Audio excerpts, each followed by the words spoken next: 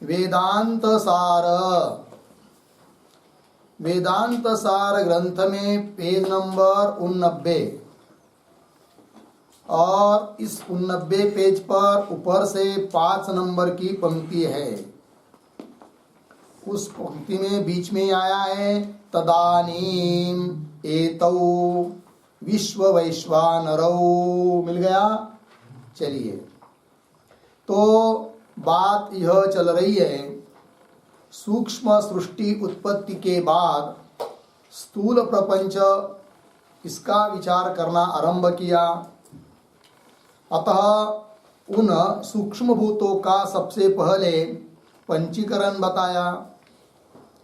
फिर पंचीकरण की प्रक्रिया होने के बाद कहा कि उन पंचीकृत पंच महाभूतों से ब्रह्मांड की उत्पत्ति होती है। फिर ब्रह्मांड का क्या स्वरूप है उसको भी बताया कि भूर्भुव इत्यादि 7 लोक ऊपर और क्या 7 लोक नीचे। कौन कौन? अतल वितल इत्यादि 7 लोक नीचे। कुल मिलाकर 14 अर्थात 14 लोकात्मक ये ब्रह्मांड है। इस ब्रह्मांड की उत्पत्ति होती है और इस ब्रह्मांड के अंतर्गत 4 प्रकार के स्थूल शरीर है, उनकी भी उत्पत्ति उन्हीं पंचीकृत पंचमहाभूतों से होती है। और उन 4 प्रकार के शरीरों के लिए उचित जो अन्नपानादिक है, अन्नपान रहना खाना, उनके लिए सब जो भी भोग्य वस्तु की आवश्यकता है वे भी सब उन्हें पंचीकृत पंचमहाभूतों से उनकी उत्पत्ति होती है, ये बात बताया। फिर वो 4 शरीर कौन कौन है तो उनका भी नाम का उल्लेख किया और उसका लक्षण भी किया। तो होता है जरायुज, अंडज, स्वेदज और उद्भिज, ये सब बताया। अब ये जो स्थूल शरीर है तो सभी समस्त ब्रह्मांड में विद्यमान जो 4 प्रकार के स्थूल शरीर, सभी स्थूल शरीरों का अभिमान धारण करने वाला जो देव परमात्मा है, चेतन है, उनका नाम बता दिया क्या? वैश्वानर। उसी को दूसरे नाम से बताया विराट। और उस स्थूल शरीर के एक एक शरीर का अभिमान धारण करने वाला जो जीव है उसको बताया क्या? विश्व। एक एक स्थूल शरीर का अभिमान धारण करता है तो विश्व, और समस्त स्थूल शरीर का अभिमान धारण करने वाला जो, उसको कह दिया विराट। ठीक है, तो समष्टि हो गई। और एक एक स्थूल शरीर का अभिमान धारण करने वाला वो उनके लिए क्या हो गई? व्यष्टि हो गई। ये बात बता दिया। अब यह जो समष्टि स्थूल शरीर है उसको स्थूल शरीर भी कहते हैं, अन्नमय कोश भी कहते हैं, जागृत भी कहते हैं। उसी प्रकार एक एक स्थूल शरीर का अभिमान धारण करने वाला चैतन्य जिसको विश्व कह दिया, उस विश्व की जो व्यष्टि है उसको भी बोला जाता है क्या? कि स्थूल शरीर, अन्नमय कोश और जागृत। यहाँ तक का निरूपण हुआ। तो समष्टि हुआ वैश्वानर और व्यष्टि हुआ विश्व। अब ये दोनों क्या करते हैं तो इस बात को बता रहे हैं तदानीम इत्यादि पंक्ति के द्वारा। तो देखो भाई, पंक्ति पढ़ता हूं। तदानीम लग गया जी। एतौ, तदानीम, एतौ तदानीम का अर्थ है जागृत अवस्थायाम। तदानीम का अर्थ हो जाएगा जागृत अवस्थायाम। अब जागृत अवस्था में क्या होता है, ये दोनों क्या करते हैं, इस बात को बताना है। तो आगे की पंक्ति पढ़ता हूं। तदानीम एतौ विश्व वैश्वानरौ। मिल गया पंक्ति। आगे दिग्वात अर्क वरुणाश्विभिः क्रमात् नियंत्रितेन श्रोत्रादि इंद्रिय पंचकेन क्रमात् शब्द स्पर्श रूप रस गंधान। मिल गया ना? तो ये जो आया शब्द स्पर्श रूप रस गंधान, इसके नीचे अधोरेखा।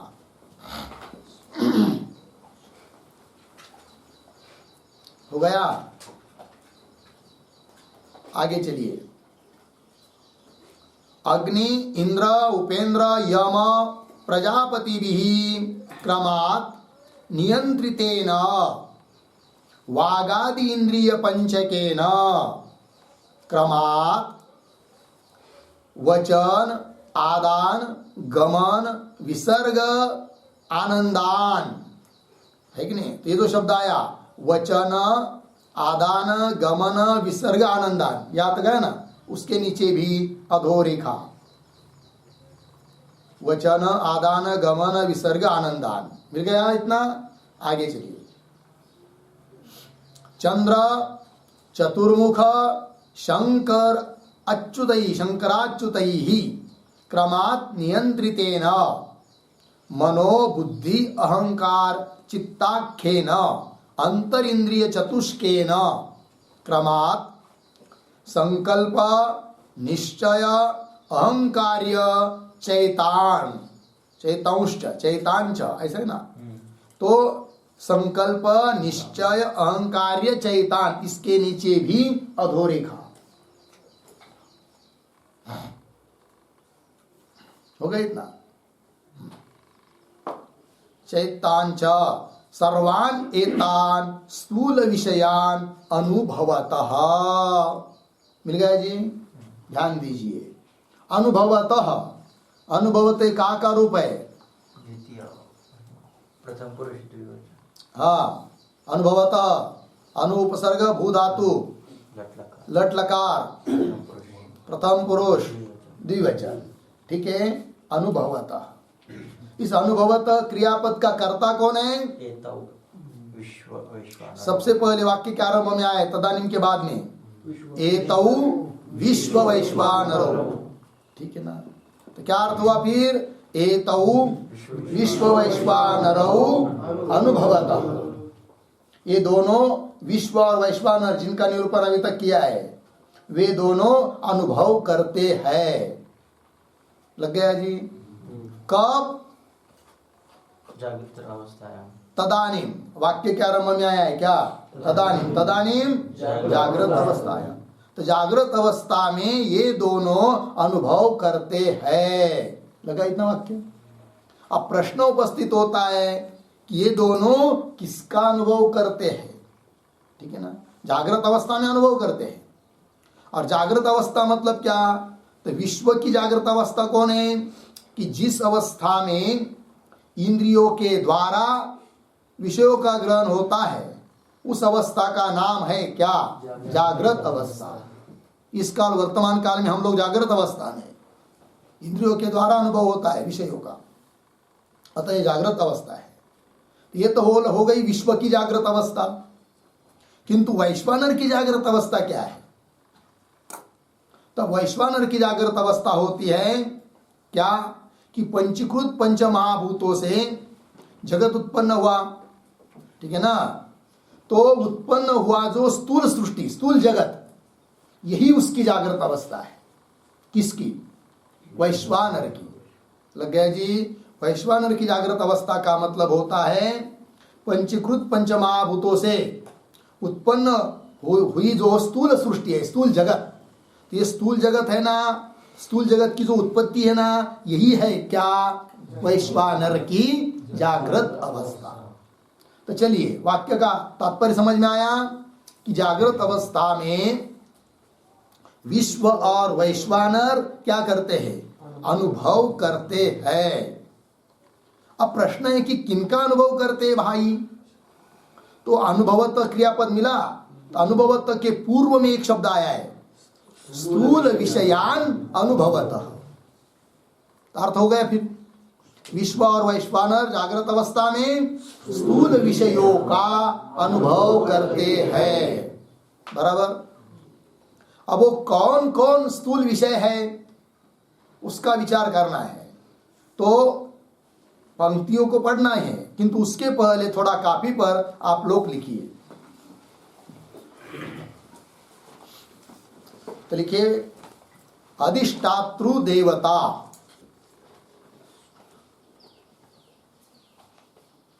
अधिष्ठातृ देवता। उसके नीचे कंस में लिखिए नियंत्रक देवता, नियंत्रक देवता लिखा। क्या लिखा पहला शब्द? अधिष्ठातृ देवता। उसी पंक्ति में कुछ 1-2 इंच जगह छोड़कर आगे बीच में लिखिए इंद्रिय, इंद्रिय। कंस में लिखिए नियम्य, नियम्य। हो गया इंद्रिय लिखा। उसी पंक्ति में अंतिम में 1-2 इंच जगह छोड़कर अंतिम में लिखिए विषय।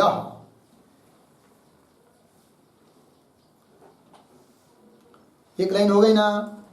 चलिए अब उसके नीचे के लाइन में लिखिए 3 शब्दों में बताऊंगा, तीनों के नीचे 3 शब्द, ठीक है? तो नंबर 1 तो लिखिए दिक्। कहा लिखेंगे? अधिष्ठातृ देवता के नीचे की पंक्ति में दिक्। उसके बाद लिखिए श्रोत्र। कहा लिखेंगे? इंद्रिय के नीचे श्रोत्र। फिर उसी पंक्ति में आगे लिखेंगे शब्द, विषय के नीचे शब्द। 3 शब्द हो गए। कौन कौन? दिक्, श्रोत्र, शब्द। अब नीचे के पंक्ति में उसी क्रम से चलना है, एक एक के नीचे एक एक। तो लिखते वायु, त्वक, स्पर्श, 3 शब्द। वायु, त्वक, स्पर्श। उसके नीचे के पंक्ति में अर्क, चक्षु, रूप। अर्क, चक्षु, रूप हुआ। उसके नीचे के पंक्ति में वरुण, रसना, रस। वरुण, रसना, रस। उसके नीचे के पंक्ति में अश्विनी कुमार, अश्विनी कुमार, घ्राण, गंध, घ्राण, गंध। हो गया। एक लाइन कोरी छोड़ दीजिए, खाली छोड़ दीजिए। फिर उसके नीचे के पंक्ति में उसी क्रम से चलना है। तो लिखते फिर अग्नि, वाक, वचन। अग्नि, वाक, वचन। फिर उसके नीचे के पंक्ति में इंद्र, पानी, आदान। इंद्र, पानी, आदान। ठीक है। फिर उसके नीचे के पंक्ति में लिखिए उपेंद्र, पाद, गमन। उपेंद्र, पाद, गमन। ठीक है। उसके नीचे के पंक्ति में यम, पायु, विसर्ग। यम, पायु, विसर्ग। हो गया। उसके नीचे के पंक्ति में लिखिए प्रजापति, उपस्थ, आनंद। लिखा? प्रजापति, उपस्थ, आनंद। फिर एक लाइन खाली छोड़ दीजिए रिक्त। फिर उसके नीचे के लाइन में पुनः उसी क्रम से 3-3 शब्द लिखिए चंद्र, मन, संकल्प। चंद्र, मन, संकल्प। ठीक है। उसके नीचे चतुर्मुख, बुद्धि, निश्चय। चतुर्मुख, बुद्धि, निश्चय। उसके नीचे शंकर, अहंकार, अहंकार्य। शंकर, अहंकार, अहंकार्य। ठीक। उसके नीचे अच्युत चित्त चैतान, अच्युत चित्त चैतान। ठीक है जी, चलिए भाई हो गया। अब आइए शुरू से देखते हैं। ये त्रिपुटिया है, तो 14 त्रिपुटी हुई, 3-3 का एक।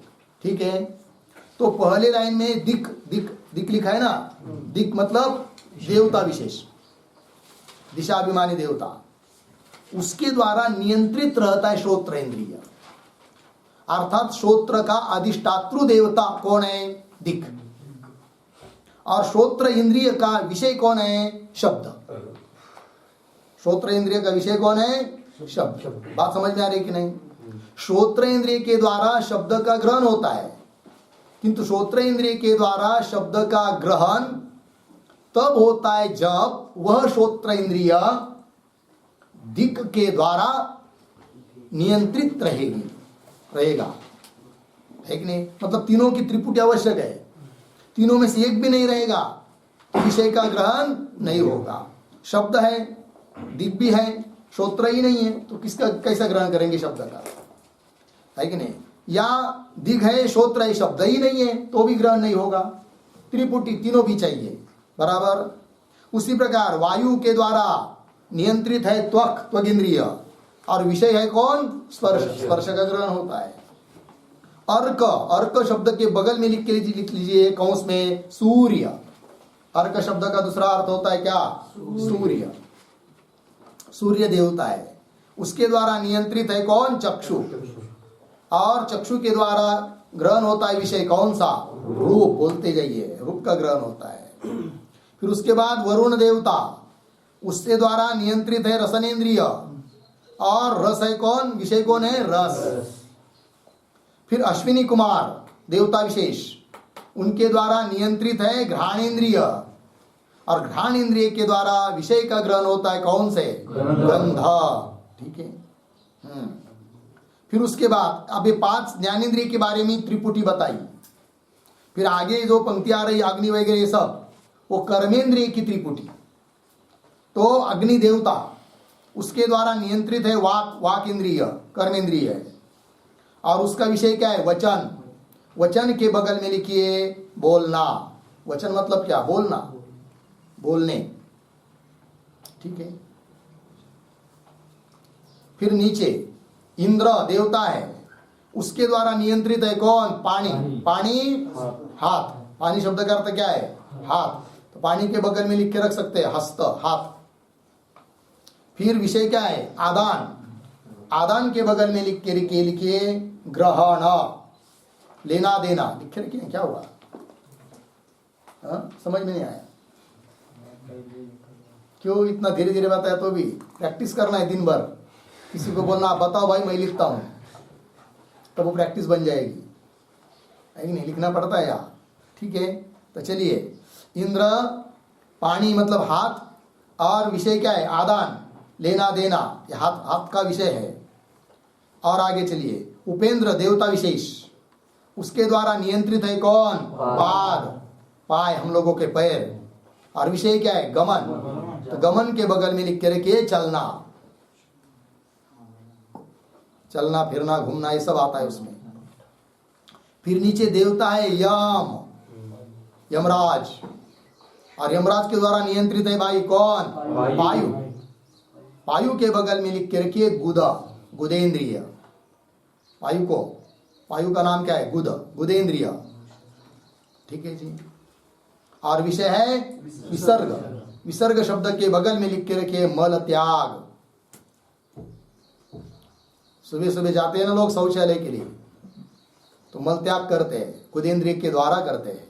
ठीक है। फिर आगे प्रजापति देवता है, और इंद्रिय उपस्थ। उपस्थ के बगल में लिखिए मूत्रेंद्रिय। उपस्थ इंद्रिय मतलब मूत्रेंद्रिय, और उसका विषय है आनंद। आनंद के बगल में लिख के रखिए रति क्रीड़ा, रति क्रीड़ा।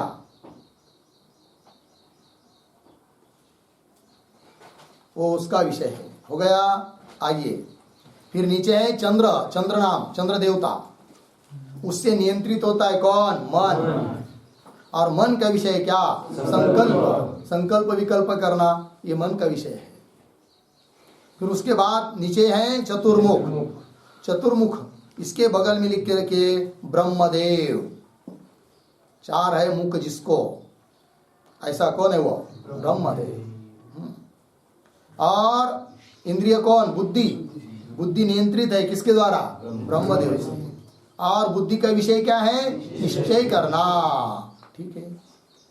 फिर नीचे शंकर, शंकर महादेव, गणेश जी के पिता, कार्तिक स्वामी के पिता, पता है कि नहीं? क्या? हाँ, शंकर।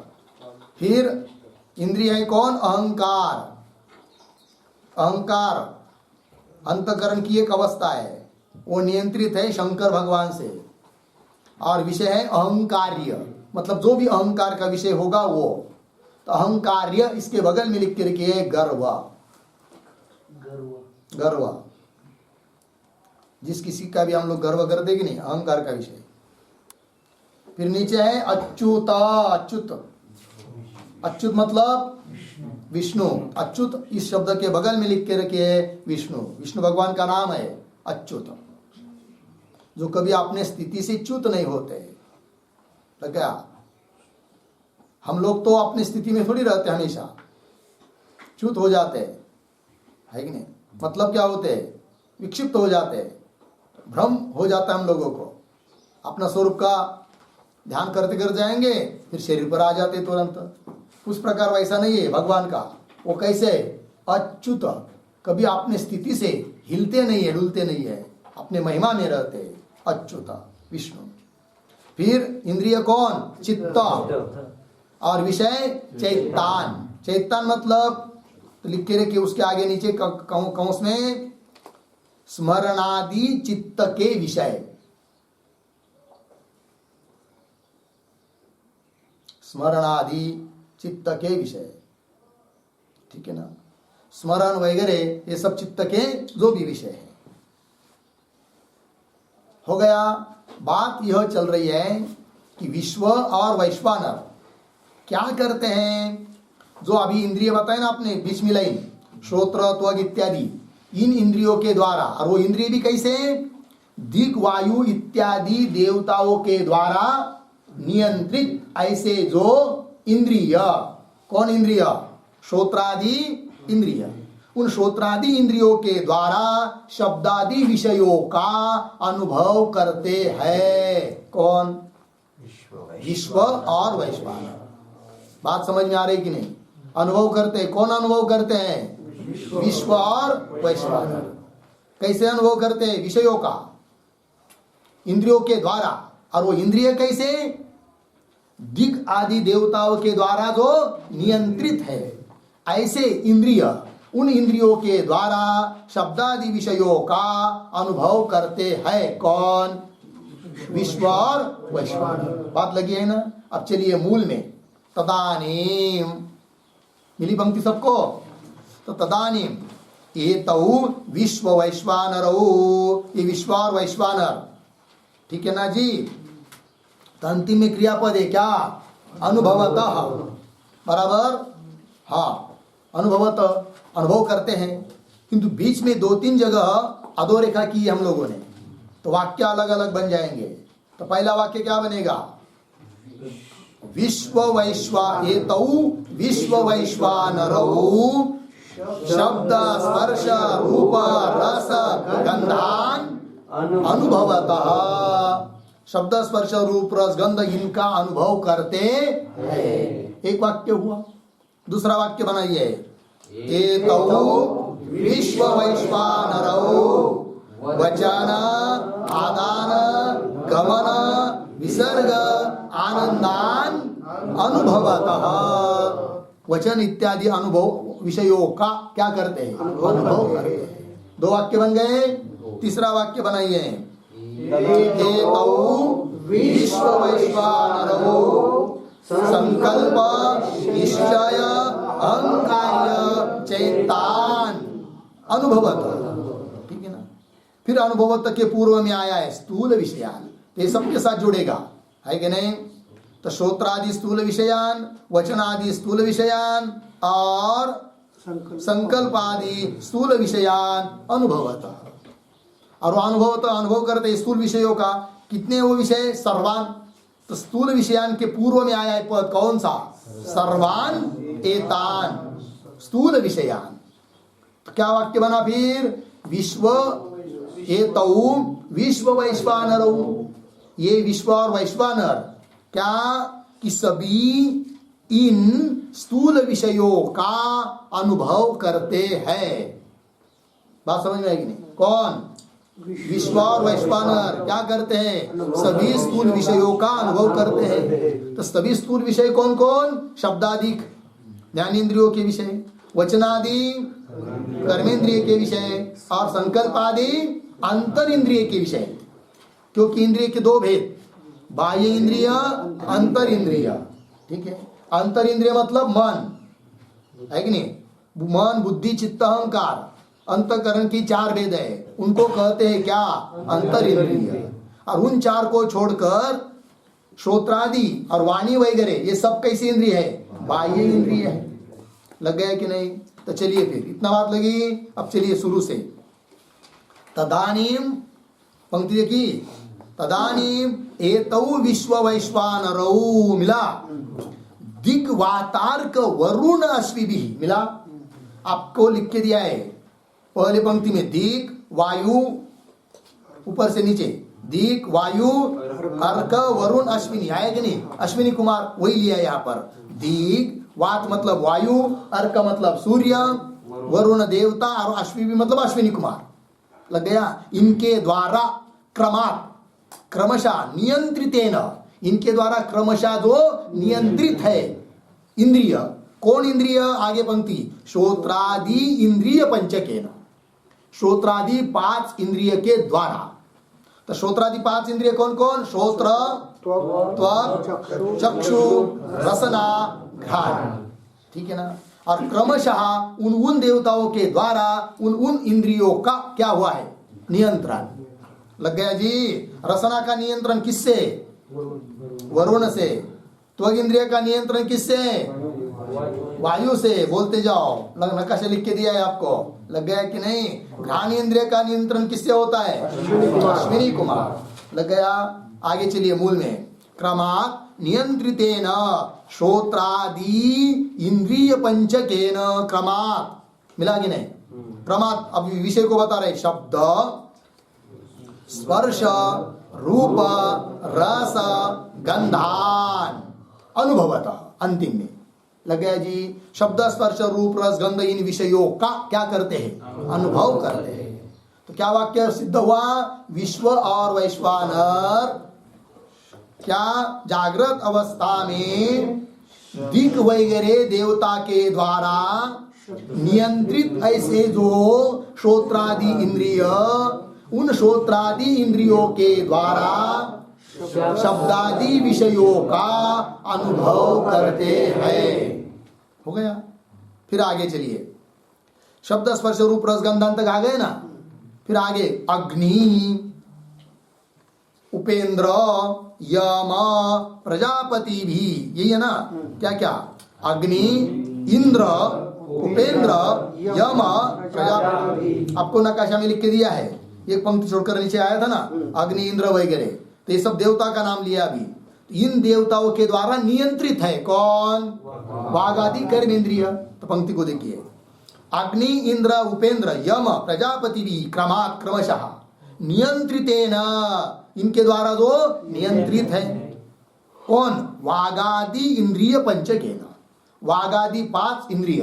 तो वागादि 5 इंद्रिय कौन कौन हो जाएंगे? वाक, वाणी, पाद, वायु, उपस्थ। हाँ, इन इंद्रियों के द्वारा क्रमात्, आगे मूल में, क्रमात् क्रमशः वचन, आदान, गमन, विसर्ग, आनंदान। क्या आनंदान? अनुभवत, अंतिम में, ठीक है ना।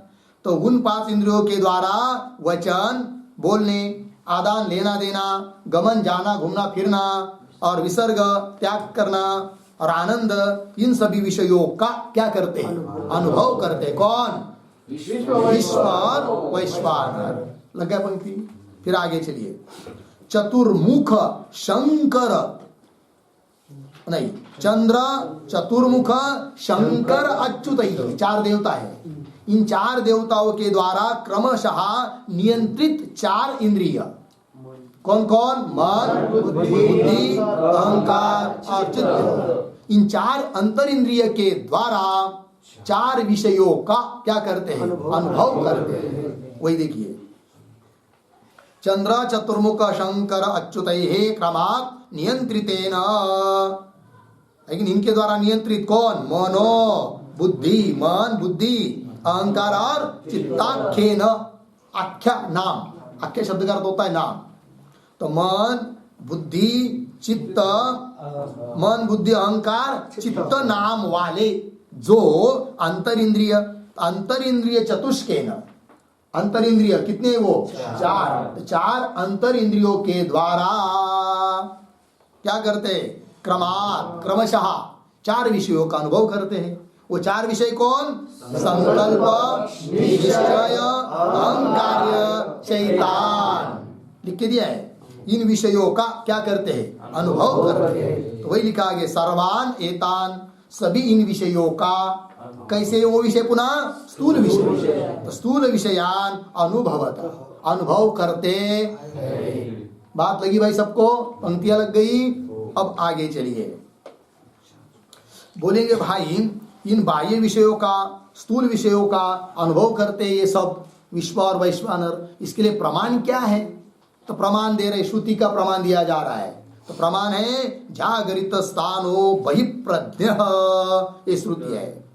जागृत स्थान है जिनका, जागृत अवस्था में, है कि नहीं? और बहिप्रज्ञ, बाहर है प्रज्ञा बुद्धि जिसकी, बाहर की ओर बाह्य विषयों का ग्रहण करते हैं। श्रुति का प्रमाण दे दिया। ठीक है जी, चलिए। जागृत स्थान बहिप्रज्ञ इत्यादि श्रुते, इतना हो गया। चलिए, अब इन स्थूल प्रपंच के अंतर्गत विश्व वैश्वानर को बताया, ध्यान दीजिए। और विश्व मतलब क्या? व्यष्टि, एक एक स्थूल शरीर का अभिमान धारण करने वाला चैतन्य जीव, विश्व कह दिया उसको। और वैश्वानर मतलब क्या? समष्टि स्थूल शरीरों का अभिमान धारण करने वाला चैतन्य, जिसको कह दिया वैश्वानर। लग गया कि नहीं? अब ध्यान दीजिए, यहां पर भी वो प्रक्रिया आएगी। कौन सी? जैसे अज्ञान के बारे में बताया था, व्यष्टि अज्ञान, समष्टि अज्ञान, और व्यष्टि अज्ञान उपहित चैतन्य, समष्टि अज्ञान उपहित चैतन्य। तो व्यष्टि अज्ञान उपहित चैतन्य कौन बताया था पीछे? प्राज्ञ। और समष्टि अज्ञान उपहित चैतन्य ईश्वर। तो जैसे पीछे क्या व्यष्टि अज्ञान और समष्टि माया दोनों उपाधि, उनका भी क्या है? अभेद। और उन उपाधि से युक्त दो चैतन्य, व्यष्टि आज्ञानुपयी चैतन्य जिसको कह दिया था प्राज्ञ, और समष्टि आज्ञानुपयी चैतन्य जिसको कह दिया था ईश्वर, उनका भी बताया था क्या? अभेद। बराबर, ये बात हो गई। फिर जब सूक्ष्म सृष्टि का निरूपण हुआ तो वहां पर भी ये बात आई। तो वहां पर सूक्ष्म शरीर की व्यष्टि और सूक्ष्म शरीर की समष्टि। तो व्यष्टि सूक्ष्म शरीर एक एक, और समष्टि सूक्ष्म शरीर हिरण्यगर्भ का, हिरण्यगर्भ जिसका सबका अभिमान धारण करता है कि नहीं, सभी जीवों का जो सूक्ष्म शरीर जो कि एक बुद्धि का विषय है, उसको कह दिया था क्या? समष्टि। बराबर। और एक व्यष्टि सूक्ष्म शरीर का अभिमान धारण करने वाला, उसका नाम बताया था क्या? तेजस। और समष्टि सूक्ष्म शरीरों का अभिमान धारण करने वाला, उसका नाम बताया था क्या? सूत्रात्मा या हिरण्यगर्भ। ठीक है। तो वहां पर भी जैसे व्यष्टि सूक्ष्म शरीर का और समष्टि सूक्ष्म शरीर का क्या बताया था? अभेद, वन और वृक्ष की तरह। उसी प्रकार व्यष्टि सूक्ष्म शरीर का अभिमान धारण करने वाला जो तेजस, और समष्टि सूक्ष्म शरीर का अभिमान धारण करने वाला जो हिरण्यगर्भ, सूत्रात्मा। तो उस तेजस और हिरण्यगर्भ उनका भी बताया था क्या? अभेद। बात लगी? उसी प्रकार यहां पर भी एक एक जो स्थूल शरीर है वो व्यष्टि हुआ, और समष्टि स्थूल शरीर वो क्या हुआ? समष्टि। तो यहां पर भी व्यष्टि स्थूल शरीर का समष्टि स्थूल शरीरों के साथ क्या है? क्योंकि एक एक व्यष्टि स्थूल शरीर समष्टि स्थूल शरीर को छोड़कर है ही नहीं है। एक बात और, व्यष्टि स्थूल शरीर का अभिमानी कौन? विश्व। और समष्टि स्थूल शरीर का अभिमानी कौन? वैश्वानर। तो उस विश्व और वैश्वानर इनका भी क्या है? अभेद है, पूर्व की तरह। बात समझ में आई? उसी बात को बता रहे अब ग्रंथकार। पंक्ति को देखिए, अत्र अपि मिला अनयोः स्थूल व्यष्टि समष्टयो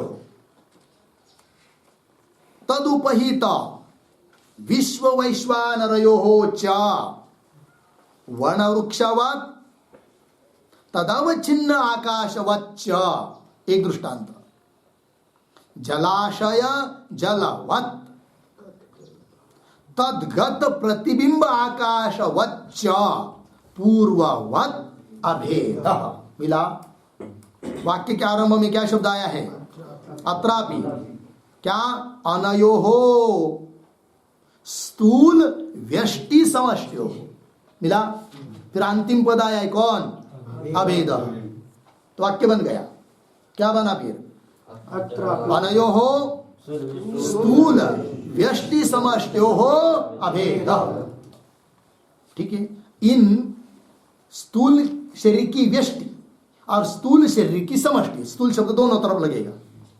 स्थूल व्यष्टि समष्टि आया है कि नहीं? स्थूल शरीर, स्थूल क्या? स्थूल शरीर की व्यष्टि एक शरीर, और स्थूल शरीर की समष्टि, इनका भी क्या है?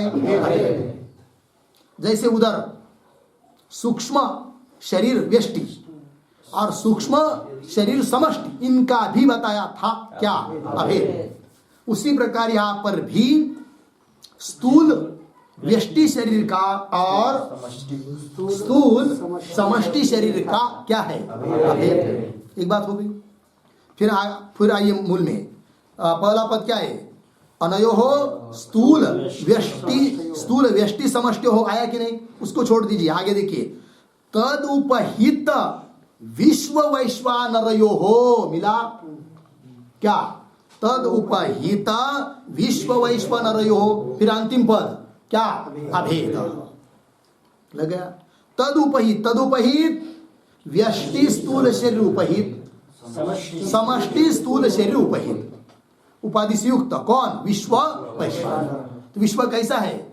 व्यष्टि स्थूल शरीर उपहित चैतन्य कौन? विश्व। और वैश्वानर कैसा है? समष्टि स्थूल शरीर उपहित चैतन्य। लग गया? तो तद उपहित जो विश्व और वैश्वानर, इनका भी क्या है? अभेद।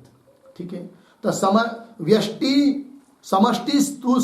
व्यष्टि स्थूल शरीर समष्टि स्थूल शरीर का भी अभेद है, बराबर। और व्यष्टि शरीर उपहित चैतन्य जो विश्व, और समष्टि स्थूल शरीर उपहित चैतन्य जो वैश्वानर, उस विश्व और वैश्वानर का भी क्या है? अभेद है।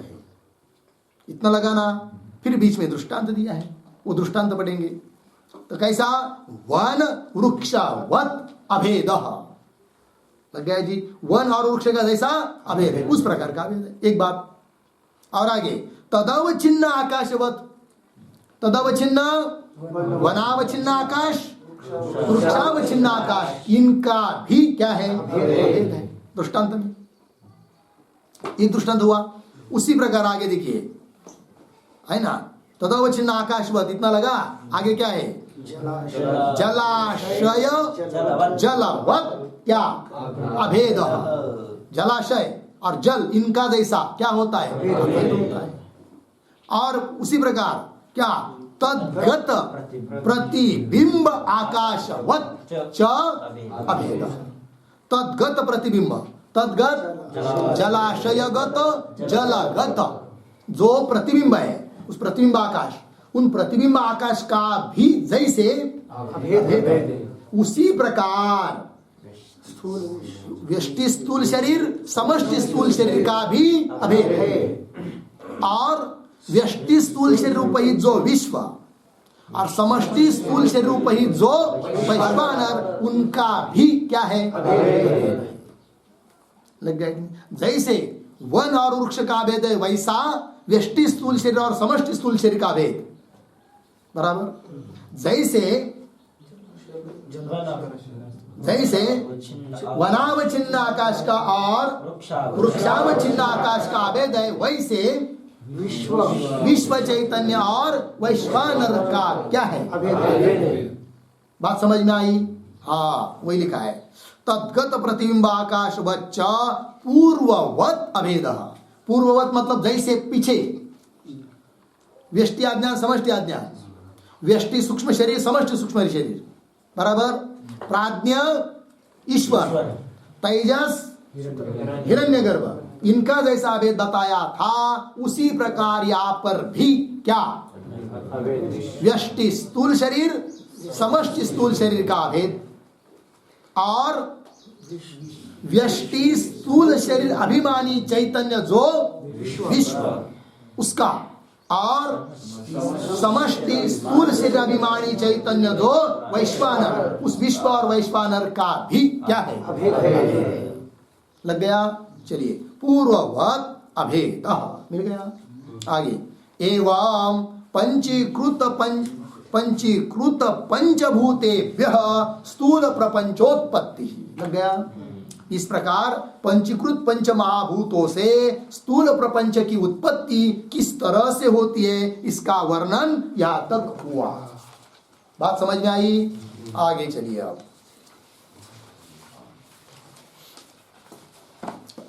थोड़ा सा पेज नंबर, ये जो तदानीम इत्यादि पढ़े ना हम लोग, उसका और स्पष्टीकरण किया है पेज नंबर 90 पर। जो पैराग्राफ है कि नहीं, क्या लिखा है, अस्याम, तो वहां से 4-5 पंक्तियों को पढ़ते हैं, बहुत साफ साफ करके दिया इन्हीं पंक्तियों को, तदानीम इत्यादि पंक्तियों को। ठीक है, तो आइए, मिला, सबको मिला?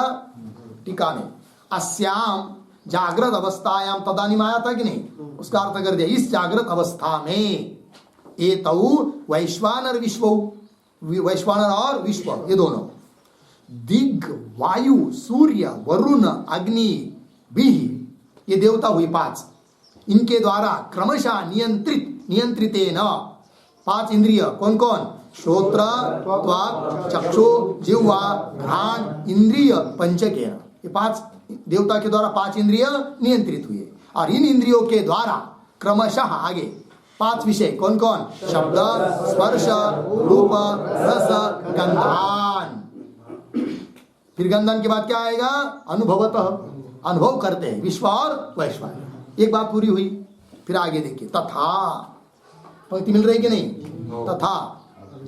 अब देवता का नाम ले रहे 5, अग्नि, इंद्र, उपेंद्र, यम, प्रजापति भी, इन 5 देवताओं के द्वारा क्रमशः नियंत्रित 5 इंद्रिय, 5 कर्मेंद्रिय, कौन कौन, क्रमात् नियंत्रितेन 5 कर्मेंद्रिय, कौन कौन, वाक, पाणी, पाद, वायु, उपस्थ इंद्रिय पंचकेन, इन 5 इंद्रियों के द्वारा, जो कि 5 देवता से नियंत्रित है, उन 5 इंद्रियों के द्वारा क्रमशः 5 विषयों का अनुभव करते हैं। वो 5 विषय कौन कौन, वचन, आदान, गमन, मल त्याग, आनंद, आनंदान, अनुभवत इत्यर्थ।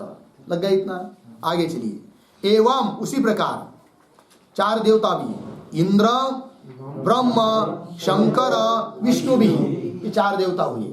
इंद्र ब्रह्म मतलब ब्रह्मदेव, शंकर भगवान और विष्णु भगवान, इनके द्वारा क्रमशः नियंत्रित 4 अंतर इंद्रिय, 4 अंतर इंद्रिय कौन कौन दे रहे, क्रमात् नियंत्रितेन, कौन कौन, मन, बुद्धि, अहंकार, चित्ताख्येन, आख्या मतलब नाम, यह है नाम जिनके, मन बुद्धि अहंकार और चित्त, इनके द्वारा 4 विषयों का अनुभव करते हैं। वो 4 विषय कौन, वो दे रहे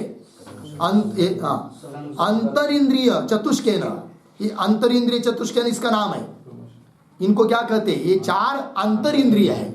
इनके द्वारा क्रमशः 4 विषय कौन कौन? संकल्प, निश्चय, गर्व, स्मरणाख्यान, स्मरण लग गया, इत्यादि सर्वान स्थूल विषयान अनुभवत। इन स्थूल विषयों का क्या करते हैं? अनुभव करते हैं। अनुभवतः, अनुभवतः का कर्ता कौन है?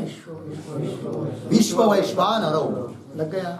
आगे और देखिए एक पंक्ति, तथा च मांडुक्योपनिषदि, मांडुक्योपनिषद का प्रमाण, जागृत अवस्थावान, ये विश्व और वैश्वानर कैसे? जागृत अवस्था वाले, बाह्य विषयाणाम प्रकाशक, बाह्य विषयों का प्रकाशन करने वाले है कौन?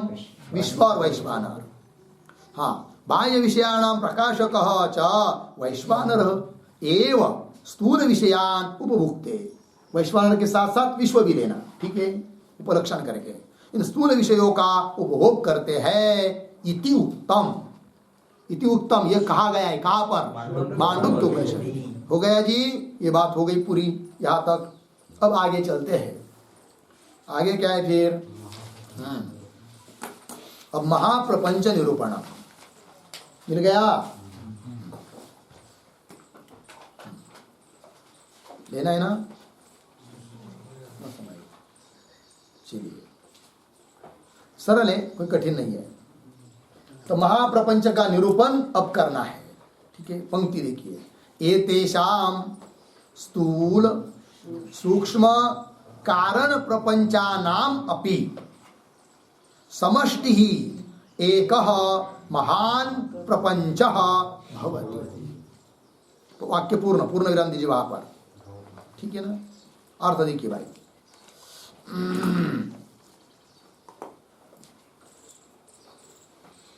ये जो पंक्ति है एतेषाम इत्यादि, उसके पूर्व में अवतरणिका के रूप में एक वाक्य को लिखते हैं। लिखिए, व्यष्टिभूतानाम, व्यष्टिभूतानाम स्थूल सूक्ष्म कारण प्रपंचानाम, स्थूल सूक्ष्म कारण प्रपंचानाम प्रत्येक विवक्षया, प्रत्येक विवक्षया अवांतर प्रपंचत्वम, अवांतर प्रपंचत्वम अभिधाय, अभिधाय इदानीम, इदानीम तेषां समष्टेः एव, तेषां समष्टेः एव महाप्रपंचत्वं दर्शयति। महाप्रपंचत्वं दर्शयति एतेषाम् इति।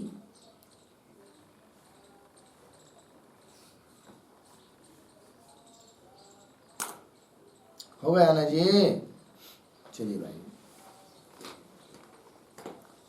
तो अर्थ बताइए। देखिए, व्यष्टिभूताना, व्यष्टिभूत जो स्थूल सूक्ष्म कारण प्रपंच, स्थूल प्रपंच सूक्ष्म प्रपंच कारण प्रपंच, उनका प्रत्येक विवक्षा है, एक एक की विवक्षा से उनके अवांतर भेद बताए। अवांतर प्रपंच जैसे कि स्थूल प्रपंच उसका व्यष्टि उसका समष्टि, सूक्ष्म प्रपंच उसका व्यष्टि उसका समष्टि, कारण प्रपंच उसका व्यष्टि उसका समष्टि।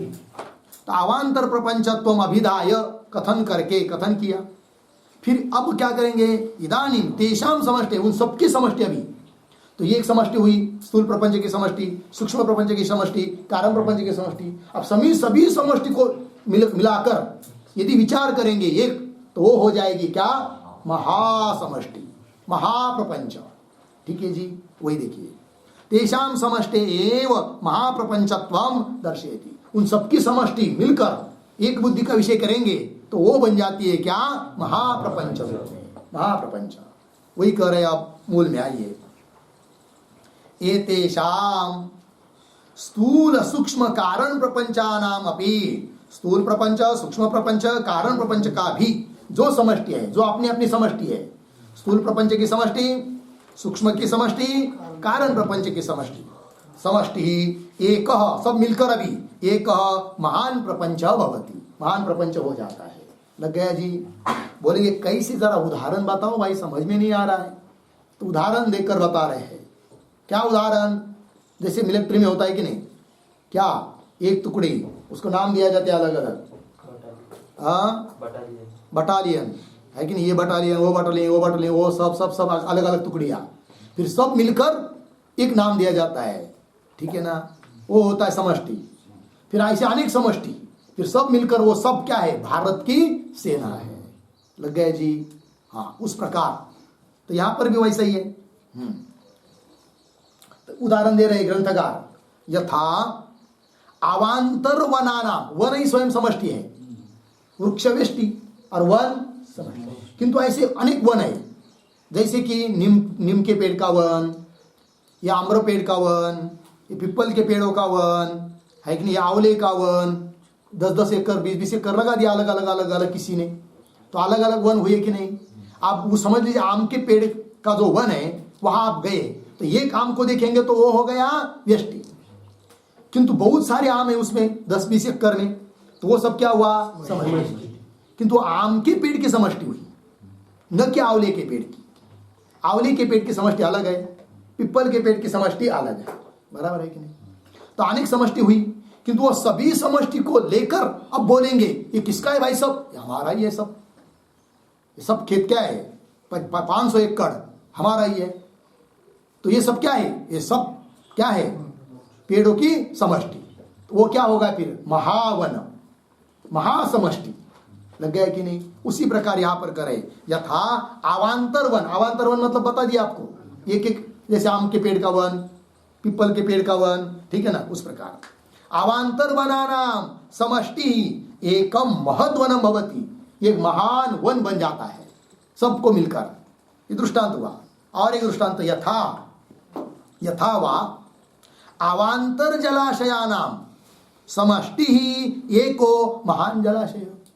अलग अलग जलाशय है भाई, इतने सारे तालाब है, ये ऐसे क्यों इतने रखे, अरे भाई वो अलग अलग है, ये गंगा जी के जल है, जल का तालाब है, ये यमुना जी का जल का तालाब है, ये सरस्वती जल का तालाब है, और ये सिंधु नदी के जल का तालाब है जो पाकिस्तान में बहती है, सिंधु नदी, उसका जल ला के लाया है हमने, और ये उसका तालाब है। और ये लोनार सरोवर का जल लाया, उसका तालाब है। लोनार सरोवर देखा नहीं, पास में यहाँ पर देखने जैसा है, लेकिन बहुत अद्भुत चीज है, लेकिन बहुत उसके अंदर मंदिर है, गुफाएं है, और उसका पानी समुद्र से भी ज्यादा खारा है।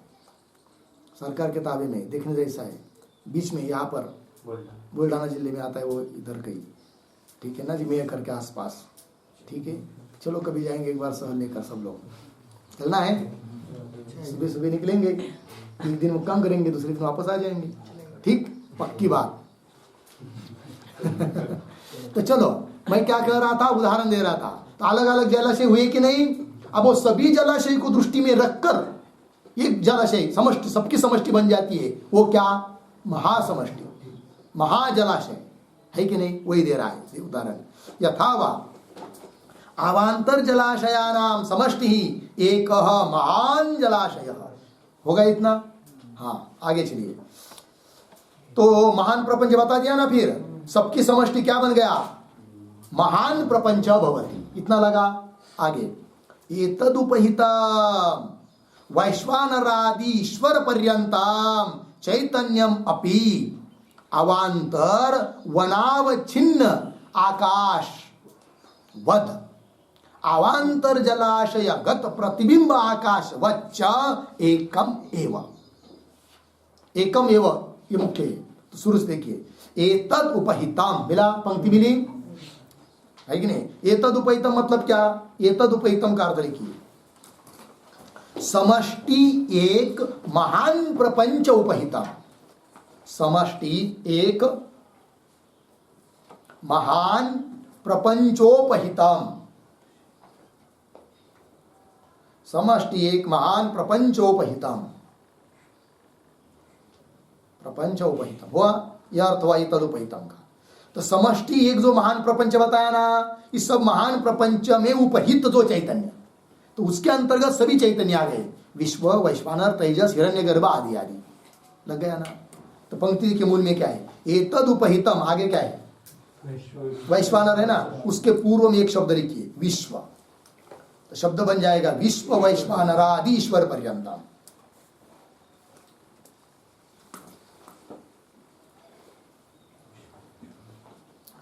अब देखिए भाई, एतद उपहितम विश्व वैश्वानरादि ईश्वर पर्यंतम चैतन्यम, सभी चैतन्य को लेकर, चैतन्यम अपि आवान, उसके लिए दृष्टांत दे रहे हैं अभी।